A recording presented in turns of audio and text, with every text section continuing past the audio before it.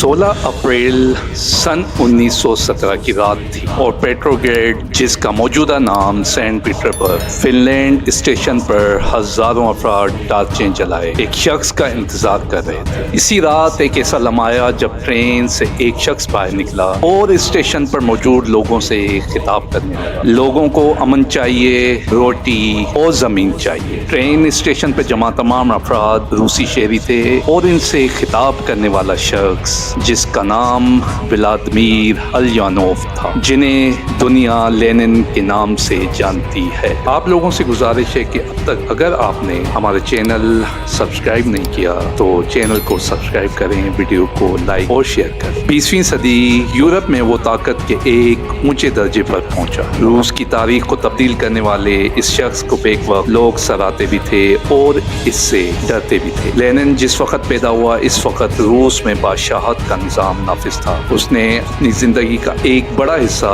اپنے ملک سے باہر گزارا، لیکن سن 1917 میں ان کی روس واپسی نے اس ملک کو ہلا کر رکھ دیا، جو اس وقت انقلاب کے دہانے پہ کھڑا تھا۔ لیکن وہ 7 برس سے بھی کم عرصے میں روس میں انقلاب لانے میں کیسے کامیاب ہوئے؟ اس کے نظریات کیا تھے؟ ان سوالات کے جواب آج اس ویڈیو میں ہم دیکھیں گے۔ لینن سن 1870 میں دریائے والگا کے کنارے واقع ایک چھوٹے سے قصبے سمراسک میں پیدا۔ بعد ازاں لینن کے اعزاز میں اس قصبے کا نام تبدیل کر کے اولیانوس رکھ دیا گیا تھا۔ ایک امیر خاندان میں پیدا ہونے والے لینن کم عمری سے ہی باغی سوچ کا مالک تھا، لیکن ایک واقعہ نے ان کے دماغ میں سامراج مخالف سوچ کو پروان چڑھایا، اور وہ واقعہ تھا اس کے بھائی الیگزینڈر کا قتل۔ کہ بھائی الیگزینڈر کو سن 1887 میں موت کے گھاٹ اتار دیا گیا۔ اس پر روس سلطنت کے اس وقت کے بادشاہ الیگزینڈر سون کو قتل کرنے کی کوشش کا الزام عائد کیا گیا تھا۔ اس وقت کے روسی سلطنت میں شہریوں کے لیے زندگی گزارنا آسان نہ تھا، خاص طور پر زراعت کے پیشے سے منسلک افراد انتہائی غربت اور افلاس کی زندگی گزارنے پر مجبور تھے۔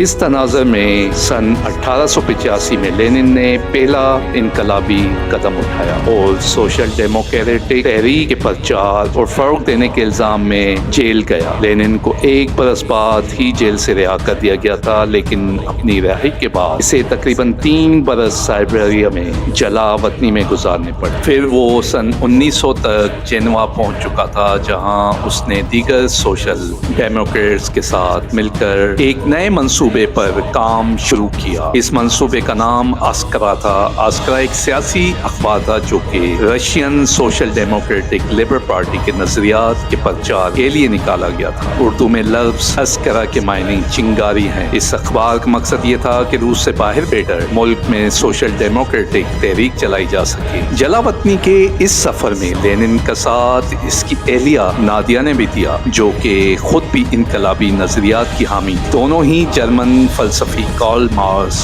کے نظریات کے پیروکار تھے۔ سن 1903 میں ایک وقت ایسا آیا جب روس میں لینن کا سیاسی اثر و رسوخ بڑھنے لگا۔ وہ اس وقت عارضی طور پر لندن میں مقیم تھے اور وہاں Russian social democratic labour party کی دوسری کانگریس کا انعقاد ہونا تھا۔ اس کانگریس میں لینن کو مرکزی حیثیت حاصل تھی۔ اس کا مقصد یہ تھا کہ روسی عوام کو بادشاہت اور سرمایہ داری کے نظام کے خلاف متحد کیا جائے، لیکن اس کانگریس کے نتیجے میں یہ نمایاں ہو گیا کہ Russian social Democrat labour party 2 دڑوں میں تقسیم ہے۔ تاریخ کے پروفیسر جولین کینسوا کہتی ہیں کہ مونٹسکیو کے نظریات مغربی یورپی معاشرے کے قریب تھے اور وہ ان سے زیادہ جڑے ہوئے نظر آتے تھے۔ بالشوک ایک منظم، مضبوط اور روشن خیال سیاسی گروہ تھا جسے پارلیمانی نظام کے ذریعے اقتدار میں آنے میں دلچسپی نہیں تھی۔ بالآخر بالشوک کامیاب ہوئے اور انہوں نے کمیونسٹ پارٹی کی بنیاد رکھی، جو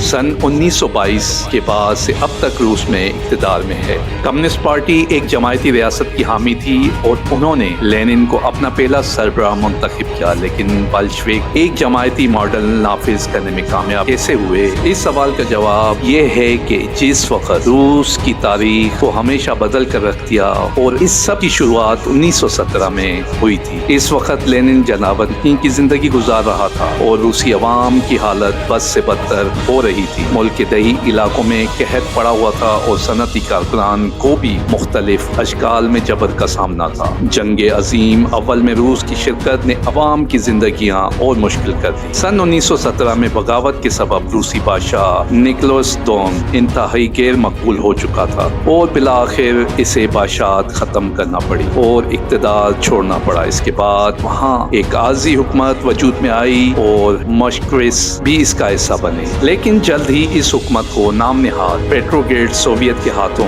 مخالفت کا سامنا کرنا پڑا۔ پروفیسر جولین کینسوا کے مطابق اس وقت پیٹروگریڈ سوویت بلشوک شخصیات کے زیر اثر تھا اور ان کا روس میں بادشاہت کے خاتمے میں کوئی خاص کردار بھی نہ تھا۔ فروری 1917 میں آنے والے انقلاب کی خبر سن کر لینن سوئٹزرلینڈ سے ٹرین کے ذریعے جرمنی، سویڈن اور فن لینڈ کو عبور کرتے ہوئے روس پہنچا۔ اس کی روس آمد کا مقصد یہی تھا کہ وہاں بلشویکی سوچ پر مبنی انقلاب برپا کیا جا سکے۔ لینن نے روس پہنچ کر اپنی پہلی تقریر میں کہا، ہمیں سوشلسٹ انقلاب کے لیے آخر تک لڑنا ہوگا جب تک ہمیں مکمل فتح نصیب نہیں ہو جاتی۔ روسی کیلنڈر کے مطابق وہاں دوسرا انقلاب اکتوبر کے مہینے میں آیا تھا۔ روس میں اس وقت موجود عارضی حکومت کمزور اور غیر مستحکم تھی اور انقلاب کے نتیجے میں بلشوک حلقوں نے اس حکومت کا تختہ الٹ دیا اور اقتدار سنبھال لیا۔ روس کو پہلی جنگ عظیم سے باہر نکالنے کے ساتھ ساتھ لینن نے وہاں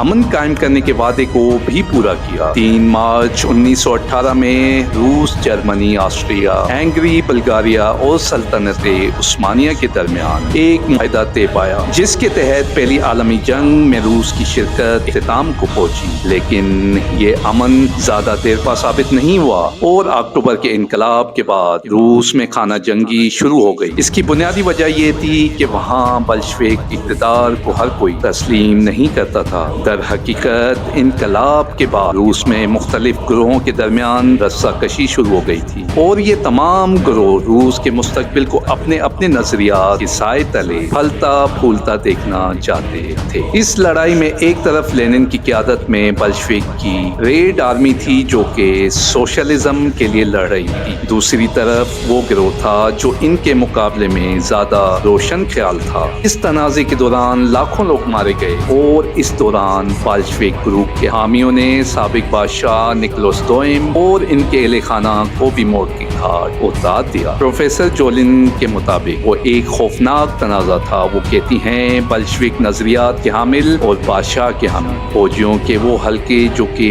برداشت دکھانے کے قائل تھے، وہ بھی اس خانہ جنگی سے شدید متاثر ہوئے اور یہ برداشت ان لوگوں کے لیے بالکل نہیں تھی جو کہ اختلاف رائے یا مختلف سیاسی نظریات رکھتے تھے۔ جولین کہتی ہے کہ لینن کے تشدد اور جبر کو نئی ریاست کو متحد کرنے کے لیے ضروری قرار دیا تھا۔ روس، دانشور اور آرتھوڈکس چرچ کے ارکین اس مہم میں سب سے زیادہ متاثر ہوئے۔ بالآخر ریڈ آرمی کی فتح ہوئی اور سن 1922 میں لینن کی سربراہی میں سوویت یونین وجود میں آ گئی، لیکن وہ زیادہ اقتدار میں نہیں رہ پائے اور ایک ہی برس میں دل کے دورے کے سبب وفات پا گئے۔ لیکن ماہرین کا کہنا ہے کہ لینن کو اپنی زندگی میں اتنا وقت ضرور میسر آیا جس میں اس نے ایک جابر حکومت کی بنیاد رکھی۔ اس کے بعد جوزف اسٹالن اقتدار میں آئے اور اس نظام حکومت کو آگے بڑھایا۔ ماسکو کے ریڈ اسکوائر میں لینن کے جنازے میں لاکھوں افراد نے شرکت کی تھی اور اس کی لاش کو کیمیائی عمل کے ذریعے محفوظ کیا گیا اور اس کی لاش آج بھی وہیں موجود ہے۔ حالیہ برسوں میں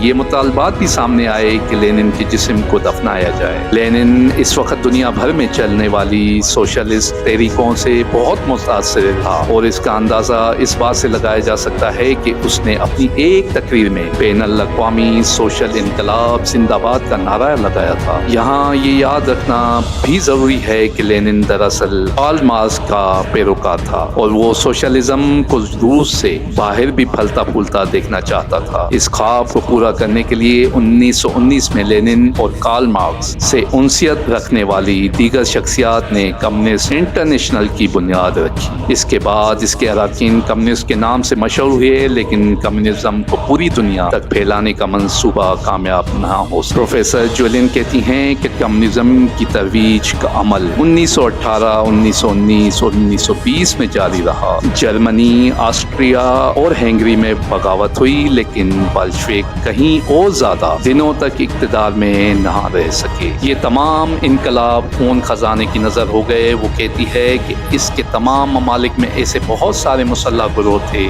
جو کہ لینن کے گروہ اور نظریات کے مخالف تھے۔ ان تمام وجوہات کے سبب لینن دنیا بھر میں سوشلزم پھیلانے کا خواب پورا نہ کر سکا، لیکن وہ سوویت یونین کی بنیاد رکھنے میں ضرور کامیاب ہوا، جو ایک ایسا سپر پاور بنا جس نے اگلے 70 برسوں میں دنیا کی بڑی طاقتوں کو جیتا۔ آج بھی لینن کے پیروکار اور پارٹی سوشلزم روس میں بڑی پارٹی تصور کی جاتی ہے اور اس کے پیروکار دنیا میں پھیلے ہوئے ہیں۔ کمنٹ میں ہمیں ضرور بتائیں کہ اگلی ویڈیو کس ٹاپک پہ بنائی جائے۔ ویڈیو کو لائک اور شیئر کر دیں۔ شکریہ۔